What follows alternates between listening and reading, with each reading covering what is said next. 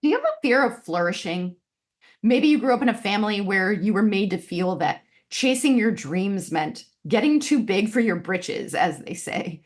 Or maybe you've been afraid that if you get too successful, you'll lose your friends or your community. My guest this week, Rebecca Anne Nguyen, author of the new novel, The 23rd Hero, shares her journey of overcoming self doubt as she pivoted to novel writing. Here we talk about the messages she recited to herself to push through these doubts. Like, it's okay to be a beginner. I'm a competent person. I can learn new skills. And I don't need permission to do this. We also talk about how to address fears of flourishing and finding what's bigger than our fear so that we can live our best lives. Thank you so much, as always, for listening. Welcome to the Impostor Syndrome Files. My name is Kim Meninger, and as an executive coach and former high-tech leader, my personal mission is to help professionals overcome imposter syndrome so that you can advance your career with confidence. Each week, I interview a new guest who brings a powerful perspective to this conversation, including personal stories, best practices, and new insights. The more we talk about this issue, the more we destigmatize imposter syndrome, recognize that we're not alone, and empower ourselves to access the tools and resources that can help us and those around us. Thank you so much for listening and for sharing with others you think would benefit from this conversation.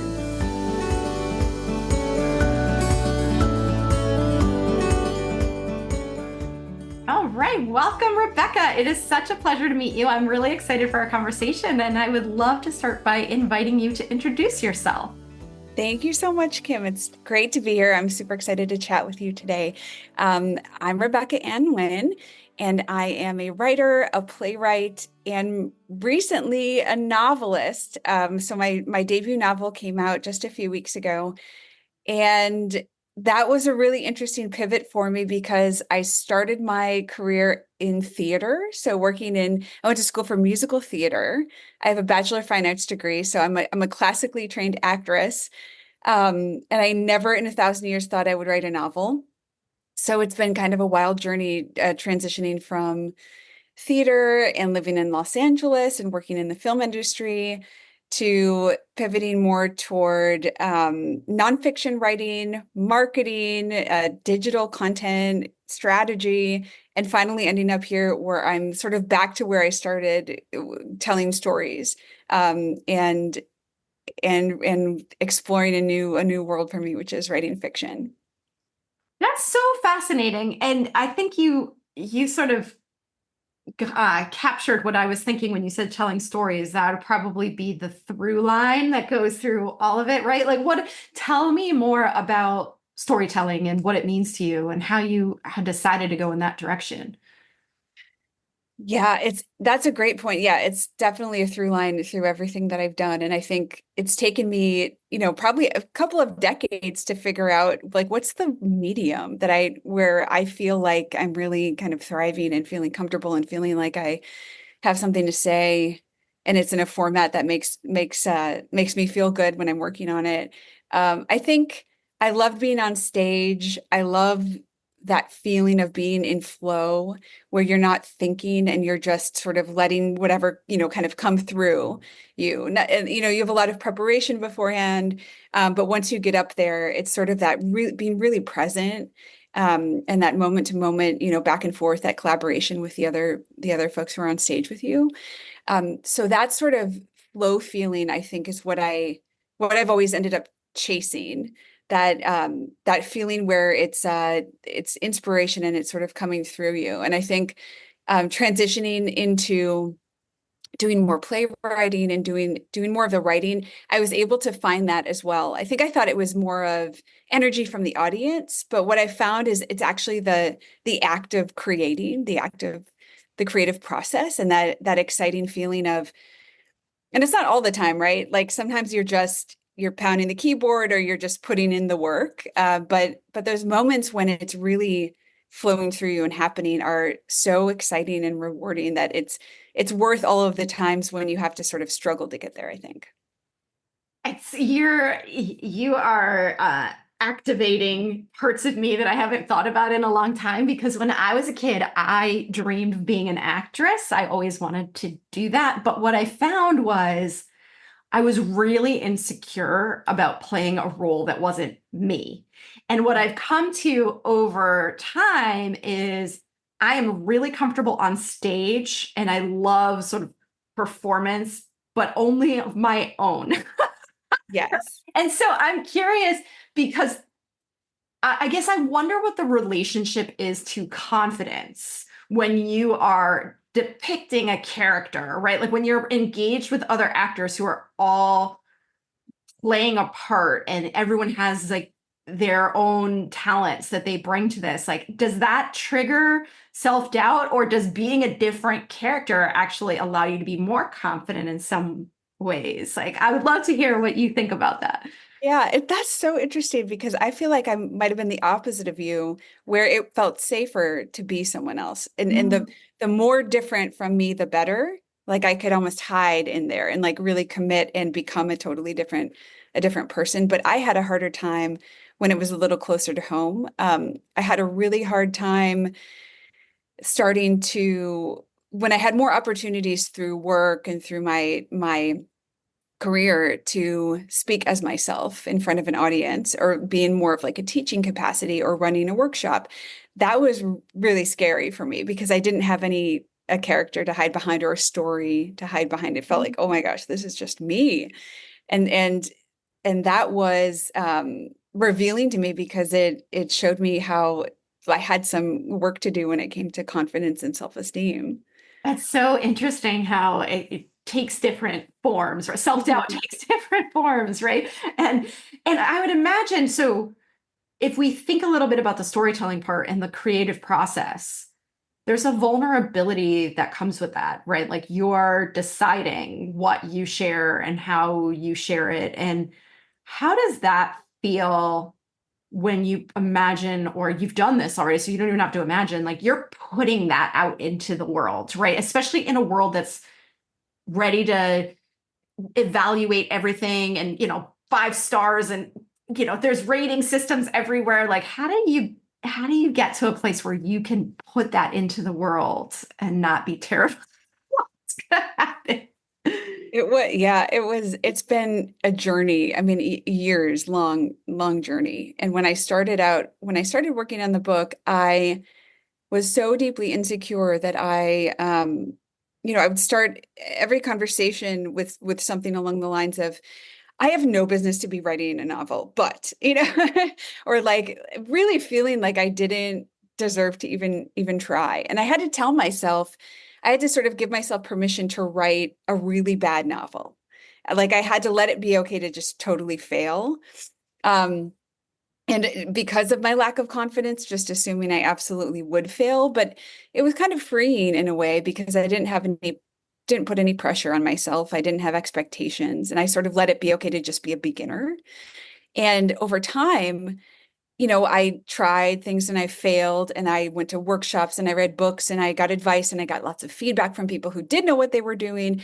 And so over time I learned, because I wasn't an experienced novelist, but I'm a competent person and I can learn new skills, right? I can learn as long as I'm admitting I don't know everything I need to know. Let's learn more. And but it took years for me to be able to say, it's okay that I'm doing this. I have a right to do this. I don't have to be in the literary crowd, or I don't have to have my MFA. I don't need anyone's permission. Um, and also, the story that I'm telling is valid. I had a lot of insecurities around the actual story, and is it good enough? It's not deep enough. It's not literary enough. I mean, there's 1,000 different things I sort of told myself. And it's still scary that it's out there. And I've absolutely had, some trolls and my 1-star ratings and, like that comes with, I think, every book that exists. But the journey that I've gone on over the past, 5 years of working on it has absolutely been one of, I have no business doing this, I do have a right to tell the story I want to tell. Mm. Oh my gosh, everything you say has applicability to so many other aspects of our lives too, right? I was writing down as you were talking the whole idea of it being okay to be a beginner, recognizing that you're a competent person who can learn new things. I think that's so important for us to remind ourselves of because we're so hyper aware that we're learning in the beginning of our lives when we're going through school and everything's a class and then you get out into the world and it's not modularized in that way. It's not packaged as a learning experience. And so we forget that something new is obviously going to take some time to learn and master. And so just reminding ourselves that this is just a different phase of our lives, but it's all the same fundamental skills that we've been using all along is so powerful. And then also the permission piece, because uh, I think that's something that we all tend to do is who am I to dot, dot, dot, right? Like there's all these other people in this space that are so much better than I am, so much more qualified and competent. And, what do I have to contribute or how do I stack up to these other people? And so those key points really stood out to me. And I know I jumbled them all together, but I want to give you a chance to respond if there's anything else that comes up for you. Yeah, no, it absolutely did when you were talking about I love the example of school and like when we're young, it's okay not to know. And we're constantly told that by teachers. And yeah, our whole world is learning. But yeah, it's like the second you get out of college and you're in the workforce or you're starting a business, whatever you're doing, suddenly we are sort of incentivized to just be experts at things. And which is I see it too when I watch TikTok. I feel like there's a whole culture of sort of, this is my opinion and therefore I'm an expert and you should listen to me. And there's tons of, valid advice and opinions for sure. But I feel like young people especially are incentivized to know it all.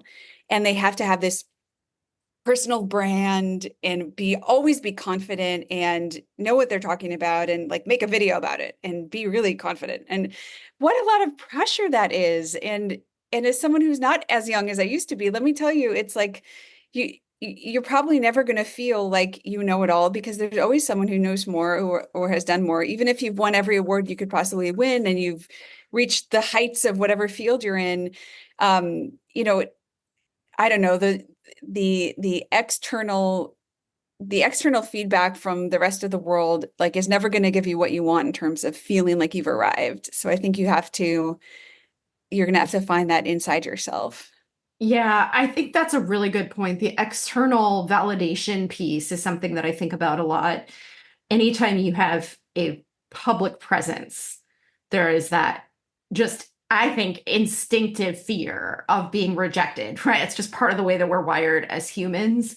But I don't know where we are at this point, but what, 8 billion people on the planet? And so, like, the idea that we're ever going to please everybody or that we're even trying to is absurd when we start to actually think about it. And when I think about what you're sharing in your stories, are you sharing yourself because you find it, and I don't want to put words in your mouth, so it could be another, I don't want to make this binary, but I'm just thinking about it in these terms. Like, are you sharing this because this is something that you believe in and want to put out to the world, and who cares what other people think? Or do you see it as a service? Like, do you think I'm doing this for a certain group that this is going to resonate with, and I want to provide this to them, or maybe somewhere in between? But like, how do you think about who's this for when you put something out?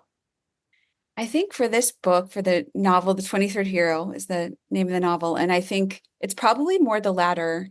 I I started writing it because I was going through a difficult time in my personal life. I was going through divorce. I had two really young kids. I sort of became a single parent overnight. I was living, 1,000 miles away from any family who could help me, and just really a dark time. And I started to write to give myself an escape from my reality. So it really started as just creating this alternate world where, it's a love story instead of being, a single parent with kids and kind of no escape. my main character is a time traveler, and she can, go to other worlds and um, other centuries. And so it's sort of this call and response, like real life versus this fantasy world, really.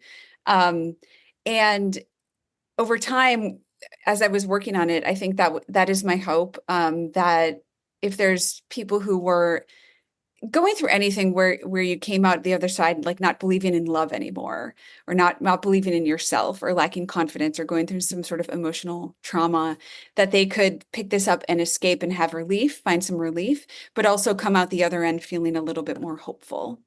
Mhm. Yeah, and I love that you have the power to connect with other people who are on a similar journey, but I also wonder, like, what is the experience for you personally too? Maybe therapeutic is too strong of a word, but does the ability to do that kind of create some more peace for you too? Absolutely. It was a balm. I think I had tried in the beginning, just typical, what can I do for coping mechanisms? Just like drink too much red wine, or I'm binge watching Outlander, or like, and nothing's working. And so I was like, I need to, and I also, in therapy, all the things. And I did The Artist's Way by Julia Cameron. Um, so it's a 12-week self-guided course to sort of reclaim, what she talks about is, we're all creative beings. And some of us express that through cooking meals for people that we love. And some of us might express it through woodworking, or working with tools in the garage, or some people might express it through making music. But we're all creative. And so through this course, she sort of helps you find that again, and look at, if you stopped participating in creative activities that you used to love, like what stopped you, and you sort of go back and examine that. And the book was sort of born through me doing that course. And she's one of the people I dedicated the book to because of that. I love that. I think that's such a powerful reminder too about the inherent creativity that we all have, because so many of us too are telling ourselves the story that, oh, I'm not good at that. I'm not creative. I'm not, you know, and it could be creativity. It could be any number of things that we have just decided we're not good at. And to just kind of going back to that concept of not needing permission, it's like, who says, right? Who says I'm not creative? And there are a lot of different ways to express yourself in the world too. Absolutely. Yeah. I really believe that everyone is. And for the folks who will say, "Oh, no, I'm not," then if you look at what they do for work, or how they interact with their friends and family, or how they arrange their furniture in their home, like creative in ways that I feel like I'm not, absolutely, and would love their help. Like, where do I put my couch? But this is all valid. It doesn't have to, not everyone is writing books, and that's a good thing. We need everything. Absolutely. I want to shift gears a little bit, although I do think that it's very related to what we're talking about too, is when you and I first connected, you shared with me this concept of like fear of flourishing. And I want to hear more about what that means to you and how it shows up. Yeah, I think it's similar to the fear of success, but with a little more nuanced, in that it's the idea that it doesn't feel safe to succeed, and it doesn't feel safe to be living your best life, which means, whatever success might look like to you, but also happy and comfortable and confident and connected, and having room to grow, and feeling free to sort of pursue that growth in whatever avenues are of interest to you. And I think for me, I growing up, I was coming from a culture that felt very much like, are you too good for your home? Or if you want to live elsewhere or travel elsewhere, what, are we not good enough? It's sort of that kind of vibe. And so that was very deeply embedded in me at like a cellular level. So sort of this idea of, if you succeed, or if you do something that none of us have done, you are rejecting us. like us being family, friends, community. If you achieve something, quote, better or more than, it's sort of you're snubbing us, or you're saying that what we chose for our lives isn't good enough. So it's sort of like, if I succeed, it means I have to give up my family or acceptance by my family or my friends. Mm. That is so fascinating because and I'm not judging anybody for having those feelings, but in my mind, that reflects a deeper insecurity on the part of the people who hold those beliefs more than anything else, right? And so, how do you make peace with that? Because it is so primal to want to, you know, make your family happy or to, not want to disconnect from your community, to have that sense of belonging. How do you meet your own needs while also staying connected to people who want to keep you? Yeah, I think for me, there was two parts to it. And the first was finding something that I loved, where the love was bigger than my fear of Mhm. not being accepted or my fear of failure. Something that I was just, in my case, this story, these characters, I fell in love with this world that had come out of me. And it was more important to me than, it made it easier to accept, if people don't like this or they don't want me to be doing this, that I'm willing to accept that, because I have to do this. Like, I love this so much. So that was key. And then it also to actually sort of to start, sharing some successes, or communicating, hey, I'm doing this and that, and to post it publicly, or to talk to people about it, and to really get a little more objective about their reactions, and to realize that, well, maybe part of this is in my head. Maybe part of it is my fear of not being accepted. And as I had a play produced this year, and the book come out, and, some of the folks who I was afraid of kind of giving me the side eye, I guess, when it came to all of these successes this year, came out and supported me. And, who maybe they're throwing some shade and I don't see it, or who knows what's going on in their minds. But what actually happened was, no one said, how dare you? No one said that. That was, a lot of that probably was in my head. That's even more fascinating because there is an interplay there between the messages you're getting from other people who may have some fears and insecurities about what's going to happen to their relationship with you or what they're going to feel if you go in this new direction, but also the story you're telling yourself, right? Like, is this real, or is this your fear projected onto other Mhm. people? And there are no guarantees in life, right? Like, we have no idea what the outcome is going to be. But I love what you said about finding something that you love that's bigger than fear, because I think when the people around you who most care about you, they may be afraid of something hypothetical, but once they see you and in your glory, right? Like doing something that you love, that you do well, eventually most of them will catch up. Eventually, that what felt scary when it was abstract, they start to see how this works, right? And so I think it is so important to not live your life trying to fulfill other people's dreams. 100%, 1,000%, actually. Yeah.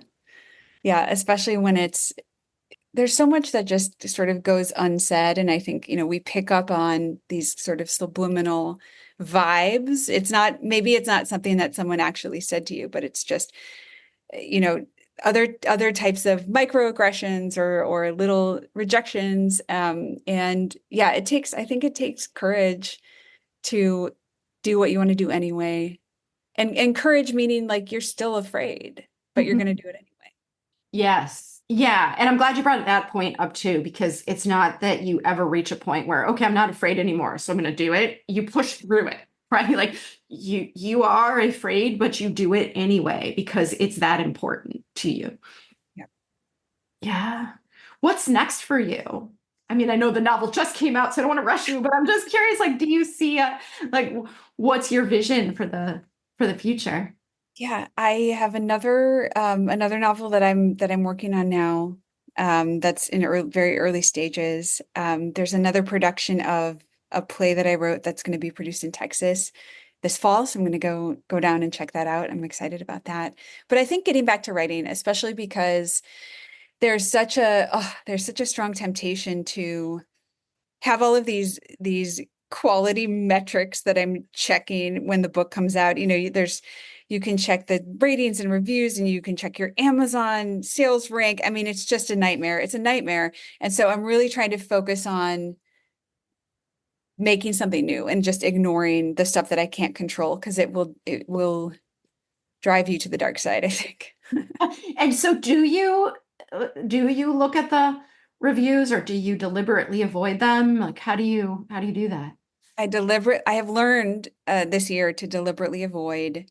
I realized that I had in my mind, I had all of these ideas about how I thought this would go. Like, I had ideas about who I thought would like the book and who wouldn't. And I thought critics will hate it, but the people will love it. Why did I think that? I don't know. But it's turned out to be kind of, in some cases, it's the opposite. In some cases, people I thought would not like it, they love it, and vice versa. I mean, there's just no, like, a book is so intimate. It's so intimate because it is a different experience for every reader. And so that's another thing to sort of grapple with, is when you put your heart on the page, or you put yourself out there in any way. Um, and when people react negatively, or not even negatively, it's just like not their jam. It's not for them. That has been the most difficult part for me, that to say, wow, I love this with all my heart. I worked on this for 5 years. I blood, sweat, and tears and money and, everything into it. And, someone one stars it because they didn't like the title, or someone one Uh, stars it because they couldn't finish it, or that's just, I thought that I was ready for that. I thought my skin was thick enough for that. And it's what surprised me is that it wasn't. And I really have had to learn some interventions for myself. Like, I cannot look at anything mm, unless it's like a trade review. Um, from a professional reviewer, then I'll look at that. That tends to be a little more objective and with more helpful feedback. But the folks who are just like thumbs up, thumbs down, that's not helpful to my mental health. yeah, yeah.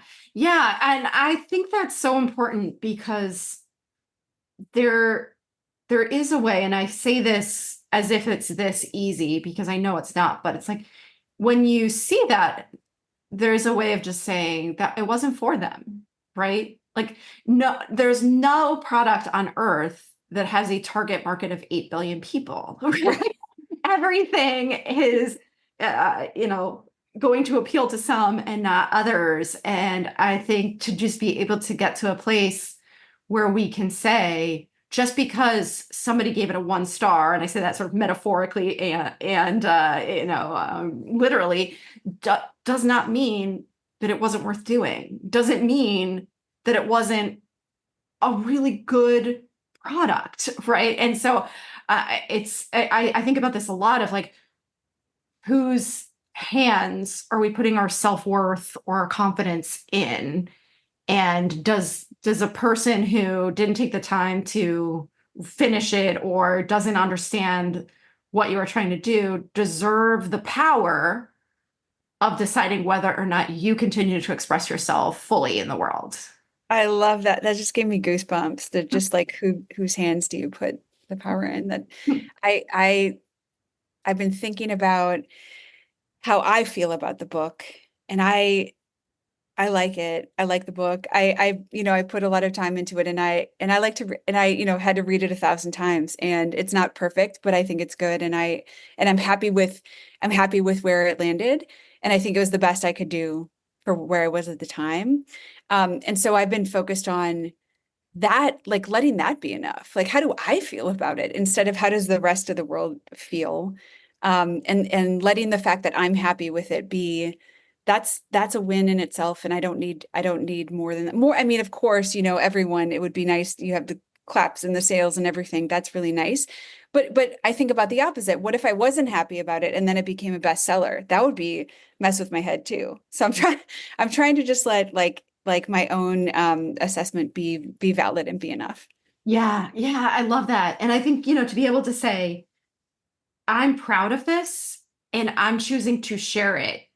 And those who will benefit from it or want to experience it will have access to it, and everybody else really doesn't matter.